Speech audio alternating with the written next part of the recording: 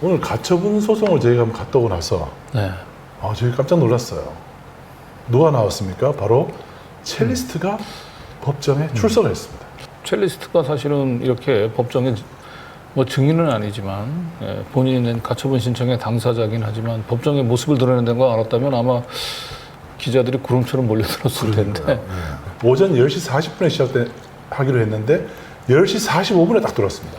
누군가의 안내를 받으면서 법정에 등장을 한 거죠. 변호사랑 같이 등장을 했어요. 네.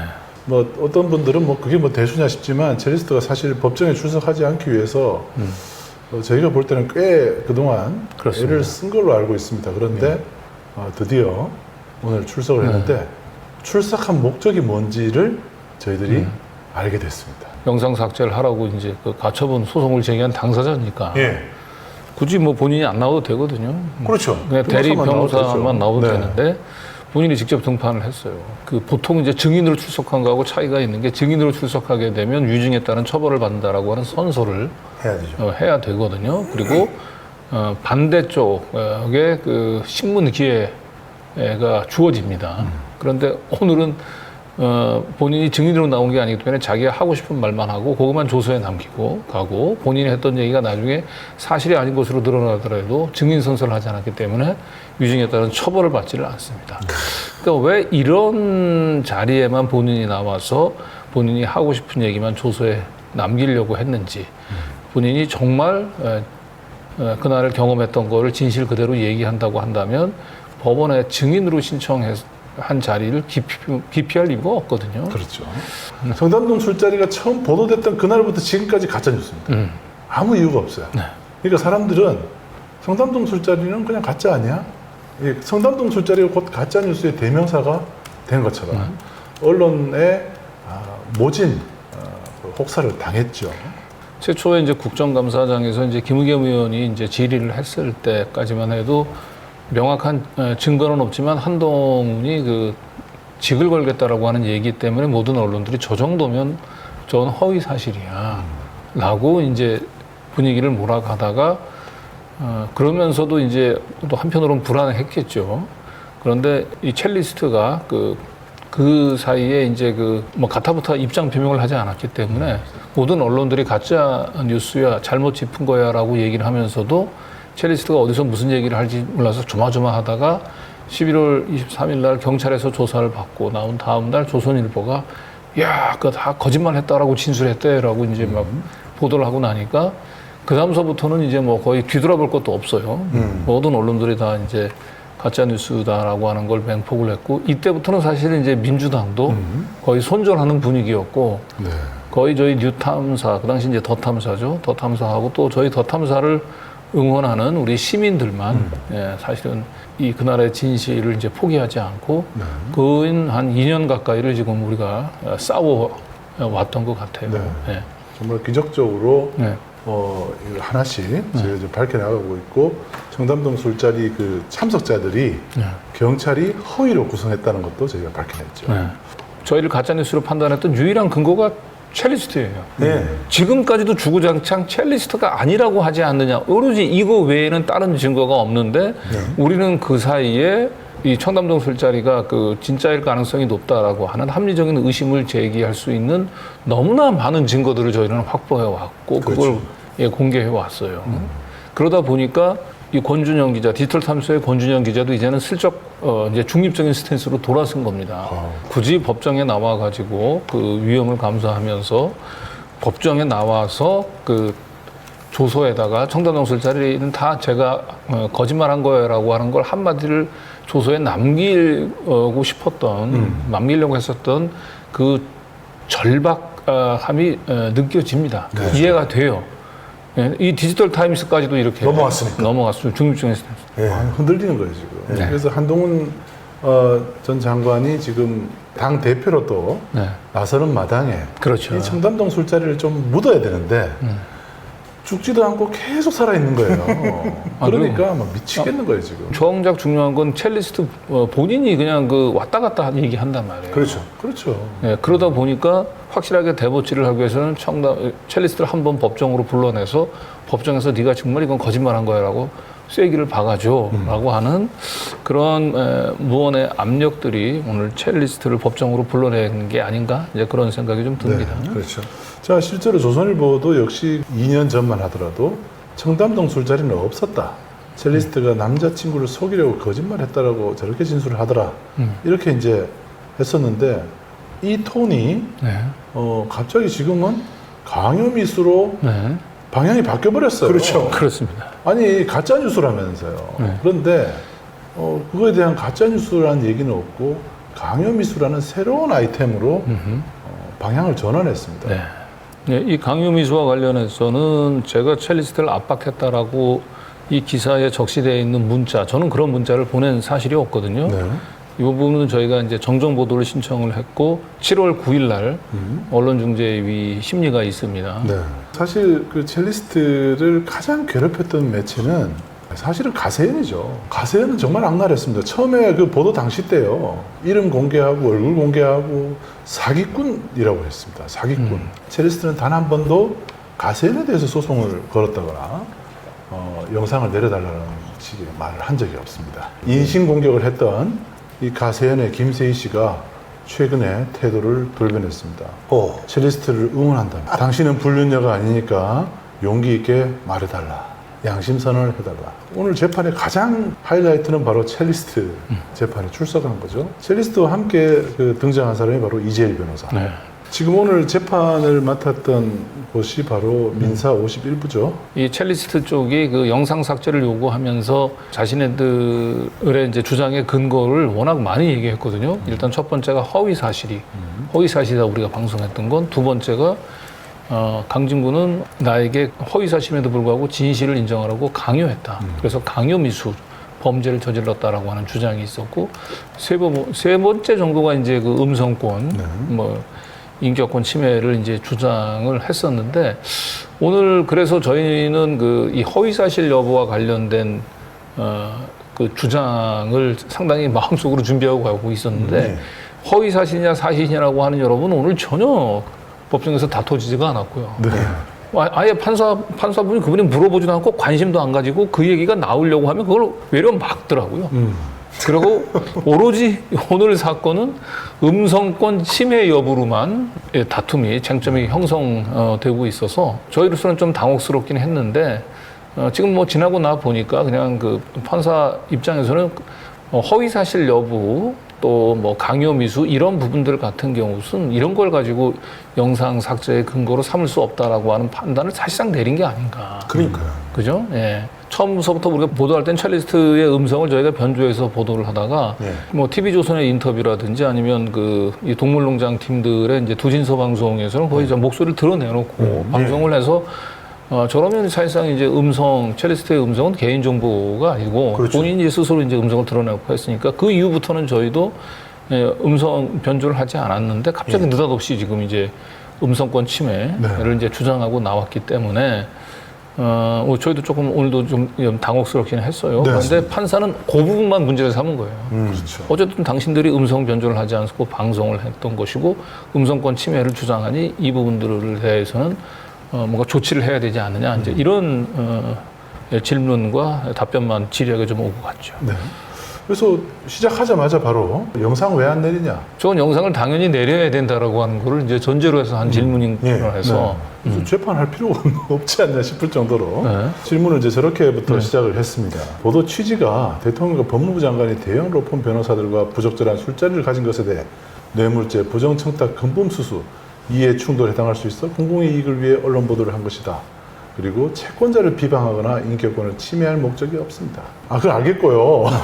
영상 내릴 생각은 있습니까? 공인이 아니라 사인이잖아요.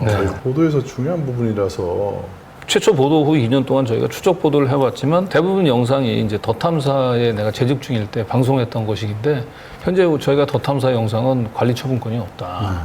첼리스트 음성이 계속 나오지 않냐. 첼리스트가 여러 차례 스스로 드러내면서 다른 매체와 인터뷰를 해오고 있습니다. 저희가 이제 처음 보도를 할 때는 첼리스트의 음성을 이제 변조를 해서 사용을 했는데 첼리스트가 다른 매체하고 인터뷰를 통해서 스스로 음성을 드러낸 후부터는 우리도 음성을 그대로 이제 공개해서 방송을 했습니다. 첼리스트와 관련한 내용이 모두 허위 사실로 드러나서 송치됐으니까 음성권 침해뿐만 아니라 모든 영상 삭제를 요구하는 겁니다. 허위 사실로 드러났다는 주장은 사실이 아닙니다. 지난해 10월 경찰이 그 송치한 후 1년 가까이 되도록 검찰이 아직 기소 여부조차 결정짓지 못하고 있습니다. 지난 5월 30일 제가 검찰에 피의자로 불려가서 조사를 받을 때 담당 검사는 청담동 술자리 허위 사실 여부에 대해서 아직까지 판단을 하지 않았다고 얘기했습니다. 그래서 영상을 삭제할 수 있는지만 밝히세요. 네, 그 음성 변조를 한 부분까지 영상 삭제를 요구하고 있는 것인지 채권자청에서 그 부분을 좀 명확히 해줬으면 좋겠습니다. 첼리스트 음성 변조 처리된 음성도 다 삭제해 주세요. 모두 삭제해 주세요. 네, 첼리스트는 어제도 그한 유튜버와 음성을 드러낸 채 인터뷰한 영상을 방송을 했습니다. 네. 첼리스트의 음성권 침해 주장의 그 진정성이 의심스럽습니다. 그래서 영상 삭제할 생각이 있느냐고요. 한쪽 편만 들기 위해서 마음을 작심을 하시고 나오셨나라고 되게 좀 당혹스러웠어요. 그렇죠. 그래서 저렇게 하고 있는데 자기 음성을 드러내서 지금 얘기를 하고 있는데 자기 음성권을 보호해달라는 얘기를 하는 게 너무 이상하지 않나요? 너무 이상하잖아요. 네. 근데 제 얘기는 그냥 귀담아 듣지를 않더라고요.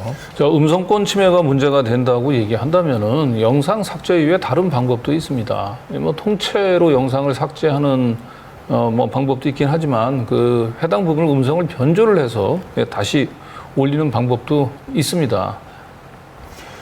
뭐 지금 모든 진술을 들을 수 없으니까요. 그 입장을 서면으로 작성해서 제출해 주세요. 네, 그러니까 빨리 서면으로 제출을 하고 그냥 영상을 내릴 생각이 있는지 없는지만 대답을 해달라. 네. 이것만 계속 반복을 했습니다. 채권자 그 영상이 어디에 올라가 있습니까? 뉴스버스도 내렸어요. 또 소송 중인 다른 한 곳은 안 내리고 있습니다. 판사부는 이제 이 사건의 쟁점들을 허위 사실 여부 이게 중요하지 않고 이제 음성권 침해로만 그냥 일단 이 쟁점을 단순화시키려고 했던 것 같아요. 이 청담동 술자리는 그 허위 사실이고 다 내가 거짓말한 거라고 확실하게 그 법정에서 낙인을 찍고 싶었던 뭐 첼리스트 입장에서는 또 이재일 변호사 입장에서는 조금 뭐 판사가 음성권 침해 관련해서 자기네 주장을 들어주는 것 같긴 한데 그거 가지고는 양이 안 차거든요. 그렇죠.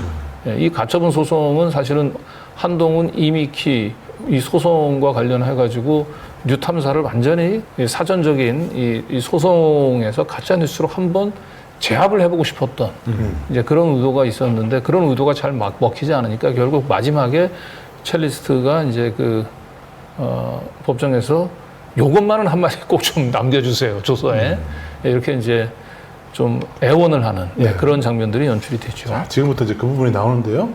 청담동 술자리에 윤석열 대통령과 한동훈 법무부 장관이 참석했다고 남자친구가 한 게 거짓말한 거거든요. 사실이 아닙니다. 사실 실제로 그 육성을 오늘 재판정에서 처음 들었는데, 야, 네, 거의 뭐 이렇게 저희를 잡아먹을 듯이 아주 굉장히 화가 막 많이 화가 나셨습니다. 많이 나고 네. 아주 도끼를 품은 목소리로 법정에서 뭐 거짓말했던 게 뭐 저렇게 자랑스러운 일인가 할 정도로 윤석열하고 뭐 그 한동훈 있는 술자리 뭐 얘기를 하면서 그 독소리 뚝뚝 묻어난 그런 소리로 얘기를 하는데 약간 좀 섬찟하더라고요. 사기가 좀 느껴졌습니다. 그리고 네. 좀 현재 심리 상태가 정상적이지는 않구나라고 하는 느낌을 좀 가졌어요. 같았어요. 그러니까 판사가 정신적 고통을 호소하고 있다는 것으로 알아듣겠습니다. 그러니까 저렇게 만약에 첼리스트가 얘기를 하면 판사는 네. 그러면 저 윤 대통령과 한 장관, 윤석열 한동훈 참석 여부에 대한 질문이 나올 줄 알았어요. 네. 그런데 그 질문을 하지 않고 네. 많이 아프시군요. 네. 이렇게 지금 물어보고 있는 거예요. 네. 그래서 이건 뭐지? 이런 생각이 좀 들었어요. 네. 그죠? 왜냐하면 지금 사실 여부에 대한 다툼이 아니라고 본 거예요. 그렇죠. 그래서 이때부터 갑자기 이건 뭐지? 이런 분위기가 돌았는데 네. 여기서 이재일 변호사가 속내를 드러내버립니다. 윤석열 대통령과 한동훈 장관이 술자리에 참석하지 않았다는 것을 조서에 꼭 남겨야 됩니다. 남겨주세요. 그랬더니 김시몬 기자가 아니, 한쪽의 주장만 조서에 남기는 것은 부당합니다. 라고 얘기를 하니까 그런 식으로 남길 수는 없고요. 채권자가 정신적 피해를 호소했다라고 적으세요. 예. 놀랍지 않습니까? 저는 이 부분이 굉장히 판사가 저걸 조서에 남겨달라 그러면 보통은 뭐 그렇게 기록해 주세요. 그렇죠. 간단히 저런 취지를 네. 그냥 짧게 요약을 해서 그냥 한 줄 남기는 것이 대부분인데 이 마지막에 굳이 윤석열, 한동훈 이 사람이 술자리에 참석한 게 아니고 내가 거짓말했다는 걸 조서에 남겨달라는 얘기를 계속 그냥 정신적 고통을 입고 있다라고 하는 걸로 그냥 그 기재하겠다라고 네. 하는 걸 얘기를 하면서 법원이 청담동 술자리 관련해서는 지금 본 소송들에 대한 이제 결심 또 선고가 임박해 있기 때문에 가처분 재판부 입장에서는 이 부분들에 대해서 자기가 본인이 직접 여기에 대해서 가타부타 판단하는 것 자체를 좀 조심하고 있구나. 네. 신중히 하고 있구나. 이제 그런 느낌을 강하게 받았죠. 그래서 지금 저 얘기를 하려고 재판정에 나왔구나. 네, 그렇죠. 첼리스트가 저 얘기를 해서 네. 기록에 남기기 위해서 네, 출석하는 네, 자기 나름대로는 굉장히 그 어려운 결정을 한 거예요. 네, 야, 저 기록에 남겨달라는 저 이재일 변호사의 말이 사실은 본심이었던 거죠. 저 한 줄 남기기 위해서. 저 미션을 준 거죠, 누군가가. 네, 그런데 그런 거예요. 판사가 그 꼼수, 그 계략에 네. 넘어가지 않고 그거를 기록하는 건 안 됩니다. 그런 식으로 남길 수는 없어요. 네. 그러면서 그냥 정신적으로 피해를 호소했다 이렇게만 적겠습니다. 그러고 그렇게 적은 거예요. 네, 야, 그래서 제가 그때부터 이 판사가 처음부터 이 얘기가 나오면은 자기는 쳐내겠다라고 그냥 마음을 먹고 나온 거다. 네, 그런 생각이 들었습니다. 네. 그런데 조선일보가 오늘 기사를 하나 썼어요. 예. 자, 이렇게 썼습니다. 청담동 술자리 첼리스트가 거짓말했다 얘기했는데도 계속 방송 내보냈다. 이렇게 말을 틀었어요. 네. 그러면서 이렇게 기사를 썼더라고요. A 씨는 이날 직접 출석해 A 씨는 이제 첼리스트를 얘기하는 겁니다. 그날 술자리에 대통령과 법무부 장관, 김현장 변호사 30명 있었다는 걸 남자친구에게 거짓말한 것이라고 확실히 이야기했는데도 저 사람들은 계속 그 일이 있었던 것처럼 방송을 해왔다. 너무 큰 피해를 보고 있다고 말했다. 재판부가 채권자 본인이 정신적 피해를 호소하는 것으로 정리하겠다고 하자 A씨는 알겠습니다라고 했습니다. 거짓말이죠. 네. 여러분 지금 보셨지 않습니까? 조선일보가 지금 재판 상황을 완전 왜곡했어요. 완전히 왜곡했죠. 재판부는 뭐라고 그랬습니까? 조서에 남겨달라 하니까 재판부는 그런 식으로 남길 수 없다고 얘기했어요. 네. 그리고 그 대신에 그냥 정신적 피해를 호소했다. 네. 이렇게 남기는 걸로. 첼리스트가 얘기한 내용을 그대로 조서에 남길 수는 없다는 뜻을 분명히 재판부가 그렇죠. 한 거예요. 네. 그런데 마치 조선일보의 기사는 첼리스트가 이렇게 얘기를 했고 재판부도 그 내용들, 첼리스트가 얘기한 내용들을 조서에 담겠다. 이렇게 얘기한 것처럼 재판 지금 보시면 윤석열, 한동훈 참석한 거는 거짓말이라고 저 말을 이번 재판 기록에 꼭 남기고 싶었던 거예요. 그럼 네. 조선일보는 역시 그 부분을 왜곡해서 네. 손을 본 걸 보고 조선일보도 이게 아킬레스건이라는 걸 알고 있구나. 그런 생각이 좀 들었습니다. 그렇습니다. 그래서 언뜻 이 기사 저 기사만 읽으면 첼리스트가 이번에 법정에 가서 결국 거짓말했다고 얘기를 했고 판사도 그걸 이제 조서에 정리를 했구나, 남겼구나라고 그냥 그렇게 읽혀져요. 네. 재판을 직접 보지 않았다면 그렇게 꼼짝없이 오독을 할 수밖에는 없어요. 그런데 실상은 정 반대라는 거죠. 네. 첼리스트는 거짓말했다라고 하는 걸 조서에 남기고 싶어 했는데 판사는 그 부분 그런 식으로 조서에 남길 수는 없다라고 거절한 거예요. 왜 거절했을까요? 어떻게 보십니까? 왜 판사는 거절했을까요? 네.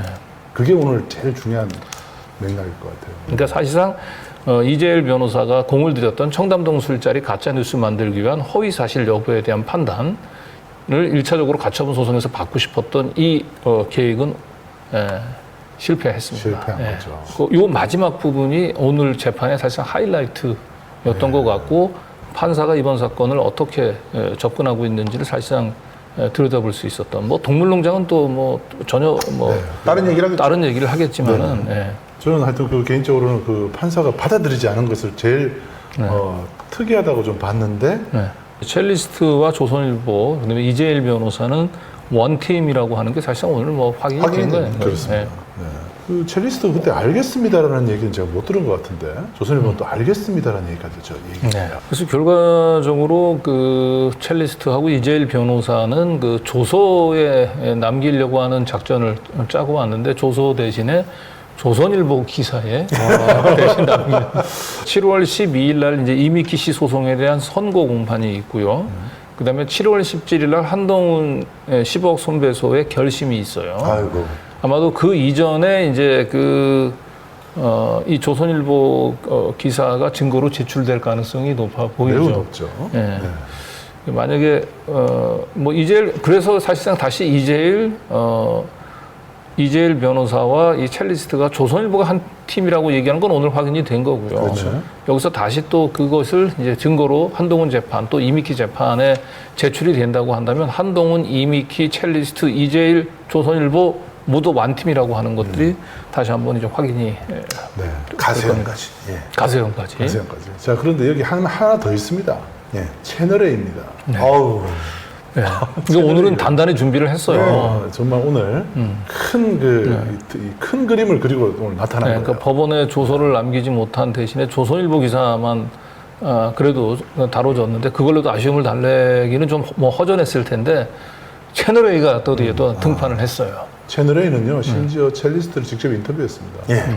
아니, 음성권 침해를 주장하면서 음성 드러내고 오늘 인터뷰 해버렸어요. 변조도 안 했습니다. 예. 근데 오늘도 변조를 안 했어요. 변조 안 합니다. 그러니까 이게 말이 되냐고요, 본인이. 음성권 침해를 주장하는 사람이 오늘 심리가 열리기 이틀 전에 이 동물농장하고 인터뷰, 또 오늘은 또 이 재판 당일날 채널A 자기의 음성 그대로 나간 인터뷰를 내보내면서 음성권 침해를 주장한다는 건 좀 코미디 아닙니까, 저거? 코미디죠.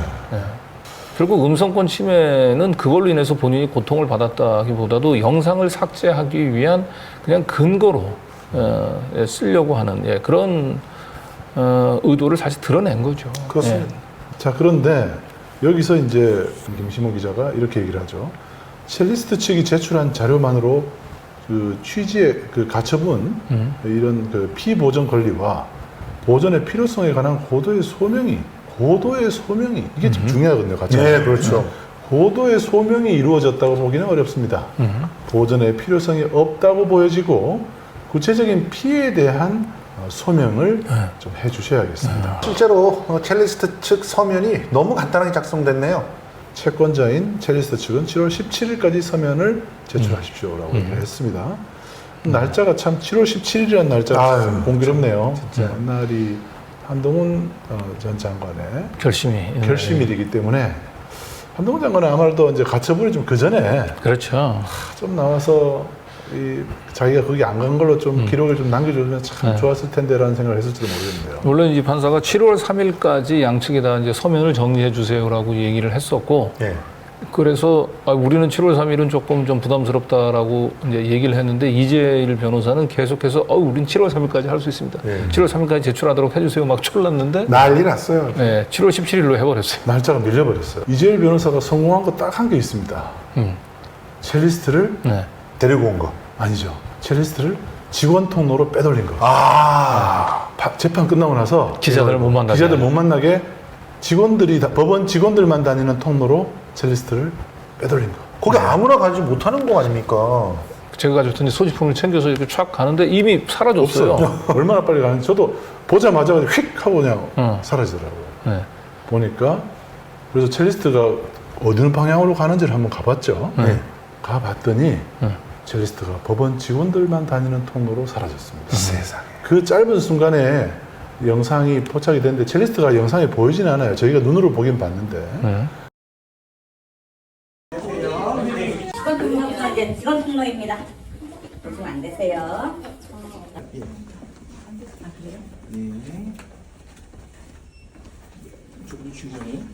여기서부터 이제 직원 통로여서 오시면 안 됩니다. 방금 가신 분들 다 직원입니다. 예. 그래서 사실상 저 법원 직원들이 저희한테 거짓말한 거거든요. 저러면 저 안 돼요, 저거. 네. 이런 일이 있을 수 있나? 네. 이런 생각이 좀 들었죠. 그렇습니다. 네. 저런 특권은 우리 거의 매일같이 법원에 출정을 하고 있는 이재명 대표도 그리고 유명 연예인도 누리지 못한 이 특권을 첼리스트가 오늘 누린 겁니다. 보통 이제 법원에 드나들 때 입구에서 이제 기자들하고 만나서 이야기를 하고 자기 입장을 밝히고 들어가고 그러잖아요. 그런데 첼리스트는 쏜살같이 사라져서 법원 직원들한테 둘러싸여서 손살같이 사라졌습니다. 제1야당 대표도 받지 못한 VIP 대우를 받으면서 그리고 나중에 뭐 취재를 한 거지만은 이 나갈 때도 그랬지만 들어올 때도 오호. 예, 직원 이용하는 통로로 들어와서 대기하고 있다가 재판이 시작됐다는 얘기 듣고 아무도 그 복도에 없은 시간에 싹 들어온 거죠. 아주 특별한 대우를 한 건데 과연 첼리스트를 굳이 이런 식으로 그 기자들의 취재로부터 차단하기 위해서 이렇게 특별한 대우를 해줘야 될 이유가 있는지 저는 뭐 이게 상당히 의심스럽고 과연 이런 상황에서 이건 공정한 재판을 하겠다라고 하는 의지가 있는 것인지 예, 그런 부분들이 이제 의심이 들어가지고 제가 이제 법원을 상대로 해서 강력한 취재에 들어갑니다. 네. 오늘 저희들이 이제 민사 신청 사건의 한 당사자인데 그 상대방 쪽이 직원들만이 이용하는 통로를 이용해서 이렇게 이동하는 걸 저희가 목격을 했어요. 저희들 입장에서는 이제 공정한 재판을 받을 권리가 있는 사람들인데 저렇게 상대방을 직원들만이 이용하는 통로를 통해서 이동할 수 있도록 이렇게 특별한 배려를 했다라고 얘기하는 것은 그런 공정한 재판을 받을 권리를 침해당하는 게 아닌가. 그래서 뭔가 특별한 이유가 있는지를 확인해 보고자. 아니요. 오늘 뭐 신변보호 요청이 있었는지 특별한 사유가 있는지 일단 거기서 먼저 확인해 보라고 그러더라고요. 법정에서 이제 직원들 통로를 통해서 직원들이랑 같이 동행을 했었나 봐요. 상대방 측이 그리고 어떻게 그게 공정하지 않게 그분들만 그렇게 배려를 해줬는지 궁금해하신다고. 들어온 건 없다는 거죠? 네네. 아, 네, 알겠습니다. 직원들 같이 가야 돼요. 허락 없이 그 직원들이 이용하는 통로를 이용할 수는 없는 거 아닙니까? 누군가 그걸 허가를 해줬을 것 같은데. 출입증이 있어야 돼요. 갔을 때는. 출입증이. 네. 아, 출입증이 반드시 있어야 된다. 네. 출입증 없이는 못 들어가세요. 이런 걸 차고 있지 않았잖아요. 그죠? 안 차고 있어요. 출입증이 없으면 아마 통과가 안 되기 때문에 이렇게 막혀 있거든요. 네, 들어갈 수가 없어요. 법원에서 알아서 공식적인 신변보호 요청은 없었고 이 방문증도 지금 그 교부를 받지 않았거든요. 그러니까 결국 이 얘기는 뭐냐면 직원들의 안내를 받으면서 그렇죠. 예, 들어가고 나오고 했다는 거예요. 그러니까 지금 엄청난 지금 VVIP 대우를 받은 거고요. 정식으로 법원 측에다가 그 신변보호 요청을 해서 또 그런 대우를 받은 것도 아니다. 그러니까. 라고 하는 걸 이제 확인을 했고요. 그러니까요. 그 직원들이 근무하는 곳으로 저희가 방문을 해봤습니다. 네, 한번 물어봤어요. 네. 했더니 신청은 아니고 전화 통화를 한번 있었던 것 같아요. 네. 오늘 그 채권자 씨 같은 경우는 재판 끝나고 나서 보니까 직원들이 이용하는 통로로 빠져나가던데요. 사전에 뭐 요청이 있었나? 네, 있었어요. 네. 요청이 있었어요? 네. 무슨 신변보호 요청 같은 걸 한 거예요? 네, 그런 게 있었던 것 같아요. 네. 그런데 뭐 증인도 아니고 당사자가 신변보호 요청을 한다는 건 좀 이례적이네요. 이유가 뭐래요?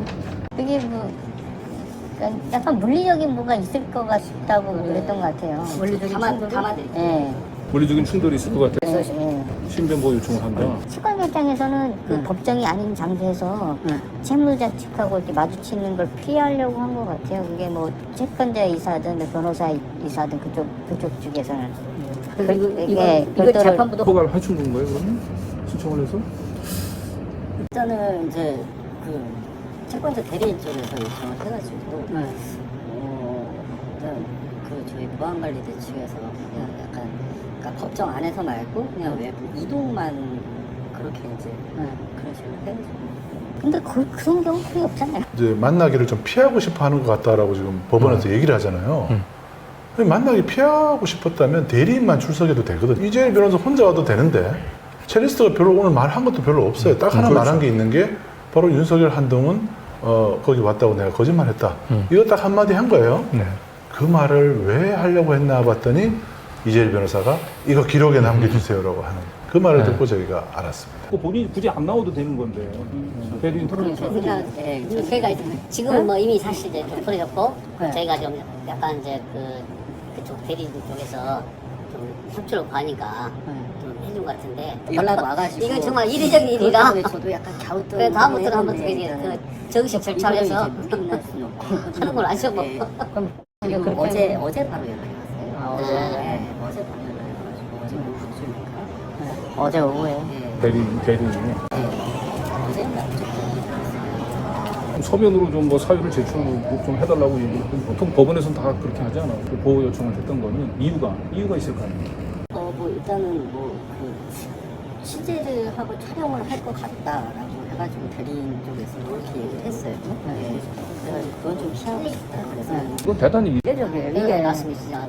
굉장히 급박하게 뭔가 이루어진 것 같고요. 그러니까 뭔가 이거는 굉장히 정상적이지 않고 본인들이 봐서도 이 부분들은 상대방 쪽에 그 할 말이 없다라고 하는 걸, 그러니까 굉장히 편법적이고 잘못된 위법한 집행이었다라고 하는 부분들을 이분들이 솔직히 사실은 다 인정을 한 거예요. 그렇죠. 완전히 꼬리를 내렸어요, 저희한테. 전날 밤에 이걸 전화해서 서울중앙지법을 움직인다? 네.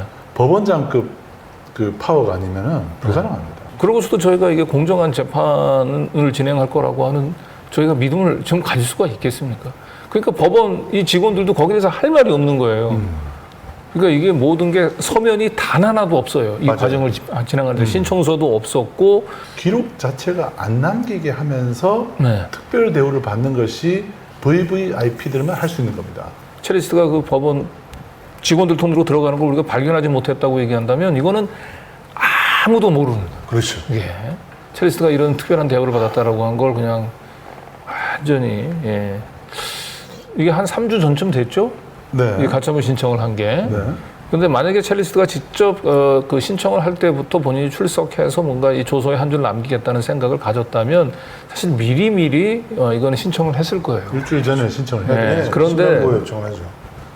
이거는 첼리스트는 사실은 변호사만 내보려고 본인은 여기 출석할 생각이 없었던 건데, 뭔지 모르지만 누군지 모르지만 첼리스트를 법정에 출석을 시켜서 조서에 거짓말했다라고 하는 걸 한 줄 남겨야 될 절박한 필요성을 느낀 누군가가 첼리스트에게 이걸 부탁을 했고, 그렇죠. 근데 첼리스트 입장에서는 기자들이 제일 두려운 거죠. 본인은 일방적으로 자기 얘기만 받아 쓰는 게 필요한 건데 기자들이 거꾸로 취재가 들어오는 순간 본인의 거짓말들이나 이런 부분들이 악의가 안 맞으면서, 그러니까 이건 내가 기자들 만나는 거는 그럼 어떻게 할 겁니까? 만나서 뭐 어떻게 해야 돼요? 이랬을 때 누군가 그거는 우리가 해결해 줄게 라고 얘기를 하면서 결국은 전화 한 통으로 이 모든 것들 다 장애물들을 제거하고 프리패스 하게끔 그런 약속을 받고 저는 첼리스트가 들어갔던 게 아닌가. 네. 자, 그리고 이재일 변호사가 정말 얼마나 대단한 사람인가. 이미키 소송을 자기가 맡고 있다. 이미키 관련 소송을 내가 맡고 있다. 이 얘기를 저희가 듣고 깜짝 놀랐습니다. 네. 이 가처분 소송이 아니고 이후에 벌어질 소송을 의식한, 이후에 벌어질 소송의 뭔가 증거 자료로 이 첼리스트의 그 조서, 법정 조서를 제출하려고 하는 뭔가 의도가 있었던 게 아닌가 저는 강하게 의심이 되고, 빌드업이죠, 빌드업. 그런 차원에서 과거 이재일 변호사하고 제가 했었던 통화를 그 복귀해 보니까 굉장히 중요한 얘기가 있더라고요. 이재일 변호사가 이미키 씨 관련된 소송을 자기가 진행하고 있다라고 했고요. 그 이미키 씨 소송에 대한 선고 날짜가 7월 12일입니다. 그러면 7월 12일 전에 네. 만약에 이재일 변호사가 오늘 조서가 남아 있다면은 조서를 남겼다면 그 조서에 담겼던 내용들을 아마 이미키 씨 관련된 7월 11일 선고 전에 재판부에다가 제출했을 가능성이 높고, 이재일 변호사 입으로 확인을 해주셨습니다. 7월 10일 이미키 소송 선고가 있다는 것을 염두에 두고 같이 들어보시죠. 이미키 씨 그 소송에 이 대리인으로 참여하셨어요? 법률 대리인으로? 그거 제가 말씀드리기 좀 그래요. 제가 이미키 씨 관련 소송은 하고 있어요. 그것은 맞아요. 네? 그러니까 구체적으로 말씀은 못 드려도 하고는 있어요. 이미키 씨 관련 소송을 하고 있다. 나오진 않아서 제가 하고 있는 건 맞아요. 이미키 씨 관련 소송을 하고 있다. 이미키 씨 관련 소송이라고 얘기한 게 뭐가 있어요? 이 사건 말고? 그러니까 말씀드리기 제가 좀 그렇고 왜냐면 그것도 이제 그 당사자들이나 그런 거 있잖아요. 근데 그건 맞다고요. 그래서 중요한 걸 확인을 해줬어요. 지금 현재 저희 이미키 씨가 저희 뉴탐사를 상대로 5억 원의 손해배상 청구 소송을 하고 있는데 이 소송의 당사자는 아니라고, 이 사건의 대리인은 아니지만 뭔지 모르지만 이미키 씨 관련 소송을 하고 있다는 거예요. 자기가 맡고 있다고 분명히 얘기했잖아요. 그리고 그걸 레거시 기자들도 다 알고 있대. 그러니까 이게 자꾸 오버랩이 될 수밖에 없잖아요. 이 가처분 소송에 풀 기자들도 모르는 사건에 조선일보 기자는 왔고, 그리고 굳이 본인 소송, 첼리스트 본인 소송에 꼭 필요하지도 않았는데 왜 법원에 조서를 한 줄 남기려고 그 위험을 무릅쓰고 그런 편법을 꼼수를 부려가면서까지 기자들을 따돌리면서 위험하게 증인으로 출석했을까? 이건 그 뒤에 있는 이미키 씨 소송을 의식해서 온 것일 수도 있고, 이걸 레거시 미디어는 다 안다고 얘기하는 조선일보 기자들은 다 알고 있다, 아마 이런 얘기로 해석이 되기도 하고요. 그러네요. 네, 결과적으로 이재일 변호사는 본인 첼리스트가 아니고 사실은 이미키나 아니면 7월 17일 날 지금 결심이 예정되어 있는 한동훈 소송에 필요한 증거 자료를 만들기 위해서 오늘 첼리스트한테 그 위험한 미션을 수행을 했고, 이러한 미션을 수행하는 과정에서 리스크를 줄이기 위해서 누군가 법원에다가 밤에 우리 첼리스트는 좀 특별한 VVIP 통로를 통해서 입장을 또 퇴정을 할 수 있도록 협조해 주시기 바랍니다라고 했던 게 아닌가. 그 되게 낯선 장면이 그 이미키 씨 소송은 이제 피고가 저희 뉴탐사에 있는 기자들하고 그 다음에 그 법인입니다. 그렇죠. 그 법인은 지금 현재 경영권이 넘어가가지고 열린공감 TV가 피고가 돼 있는데 열린공감 TV가 거의 관심을 안 가지고 있다가 이 이미키 소송이 자꾸 이상한 방향으로 흘러간단 말이에요. 이미키 씨가 질 것 같단 말이에요. 그렇죠. 그러니까 갑자기 열린공감 TV의 대표가 참석해서 저희도 할 말이 있습니다라고 하고 서면을 제출을 했는데 사실상 뭐 이미키 씨 편을 드는 거예요. 이미키 씨 편을 드는 서면을 사실상 제출을 했고, 그때 결심을 하고 딱 일어서는데 그 열린공감 TV의 우리 김희재 대표인가요? 김희재 대표가 밖으로 싹 나가더니 그 이미키 씨 그 소송 대리인이었던 이호영 변호사하고 너무 다정하게 얘기를 하면서 그렇죠. 계단 밑으로 싹 내려가는 광경을 제가 봤습니다. 그걸 그냥 사진으로 탁 찍어놨어야 되는데, 그러니까 이게 다 그들은 완팀인 거예요. 한동훈 장관 쪽을 취재하고 있는 기자하고 잘 통한다 이런 그렇죠, 얘기를 했어요. 그랬어요. 굉장히 좀 그러니까 결과적으로 이재일 변호사는 이미키 씨 그다음에 한동훈 장관 쪽하고도 전부 다 소통하는. 그래서 오늘 첼리스트를 위한 대리인이라기보다는 사실 이미키 씨나 아니면 한동훈 장관을 위한. 이게 뭐 이 채권 뭐 이렇게 영상 삭제 몇 개 음성 변조 안 한 거 그걸 삭제하냐 마냐 이게 뭐가 그게 중요하겠습니까? 이들은 이 소송에서 사실은 이제 허위 사실이라고 하는 판정을 슬쩍 받고 싶어 했던 맞습니다. 거고, 그게 여의치 않으면은 이제 첼리스트가 자꾸 말이 왔다 갔다 했는데 최종적으로 법원에 나와서 거짓말했다라고 진술했습니다. 이걸 가지고 판단해 주십시오라고 증거로 던지고 싶어 했던 것 같은데 판사가 그거는 막았어요. 뭔가 첼리스트를 특별한 VVIP 대우는 해줬는데 뭔지 모르지만 자기 이용당할 수 있죠. 판사가. 기록에 남겨달라는 말은 정말 무서운 얘기죠. 잘 안 합니다. 그런 얘기를.